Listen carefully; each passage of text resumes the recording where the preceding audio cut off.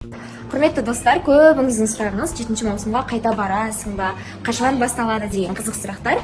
Пока что мен білетін бір-ақ нәрсе бар, ол 2 тамыз күні бұйырса қосылар жобасының кастингі болады. Өте үлкен кастинг, бір ғана мүмкіндік сіздерде.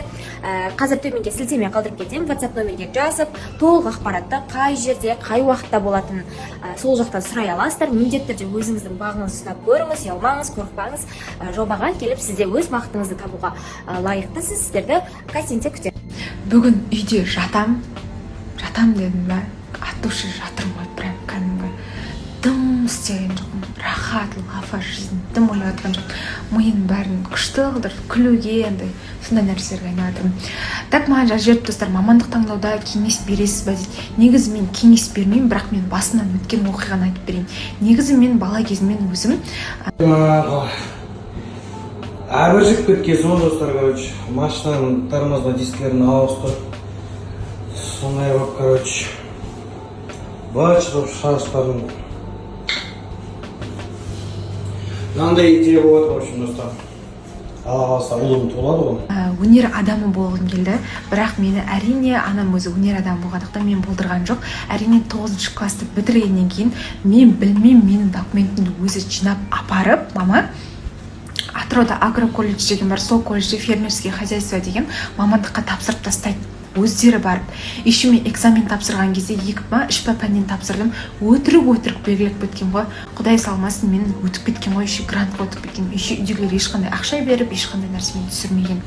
Содан машинаның көбісі ұнап жүріп, әдемі шығарыпсың, әдемі істепсің деп ше. Соны ойлап отырмын, енді балам толғаннан кейін ойнатып жіберейін ба, қалай ойлайсыздар? Я или жоқ, просто артық сөз керек емес, не болды анау емес. Енді өзіміздің атымыздан семейный подарок просто бір ойнатып отыр ғой, бәрі солай ойнатып жіберсем қалай қарайсыздар? Содан не керек, мен деген өтірік белгілеп едім ғой, мен түспеймін деп өзімше ойлап жүрмін ғой, жаңа 11-ге қалып Алматыға кетемін деп сөйтіп өзімше өтірік экзамен тапсырып, сөйтсем Құдайдың құдіреті, сол колледжге түсіп кетемін ғой, грантқа еще. Стипендия өзі 16.500 теңге рахат, андай центр кредит деген ба, сондай нелерге түсіп жүрді. В общем, не керек, 2019-да сол оқуымды аяқтаймын. Ал бізде түнгі прогулка мусорға дейсің. Суымды тасимда жүрем. Күніне, 2 литр су ішуім керек қой. Вообще, барлық адамға солай жасау керек деп ойлаймын. Күніне 1,5-2 литр салмағыңызға қарай су ішу керек. Мен ал бүгінгі 4.05-ім.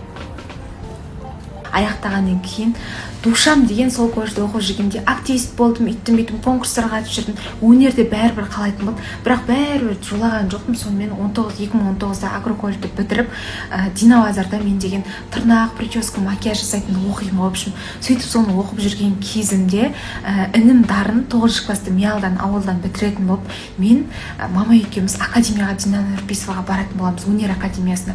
Сөйтіп жаңағы Дарынның документін алып, мама екеуміз оқуға, Дарынның да оқумен сөйлесек деп барсақ, в общем,